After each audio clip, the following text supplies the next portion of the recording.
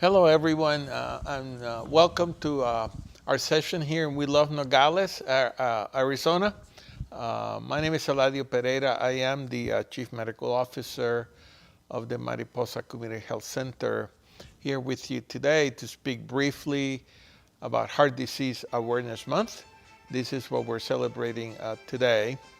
Um, Before I speak about heart disease, I'd like to thank Edgardo and the Mariposa staff for supporting these sessions that we do with some frequency to engage with our community and discuss issues that are really very relevant for health. We celebrate heart disease awareness. As we know, heart disease is very prevalent. We know that it is the leading cause of death in both men and women. About one in 34, person dies, every 34 seconds from cardiovascular disease. And back in 2023, almost 1 million people died from cardiovascular disease. That's equivalent to 1 in 3 death.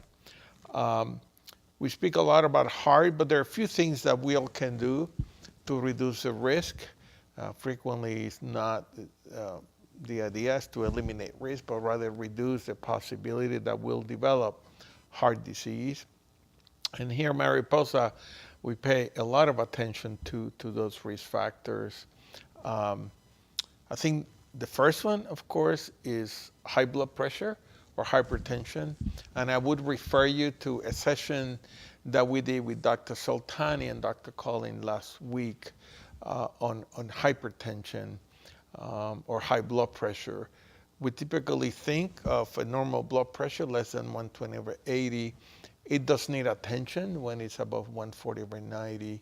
Between 121 and 139, it will depend on risk factors and other issues that relate to our health. We treat high blood pressure with lifestyle changes, diet, weight loss, but also medications are available. The other key element in heart disease prevention, as we know, is smoking. Smoking is a significant risk factor for heart disease. As we know, smoking is very difficult in terms of quitting.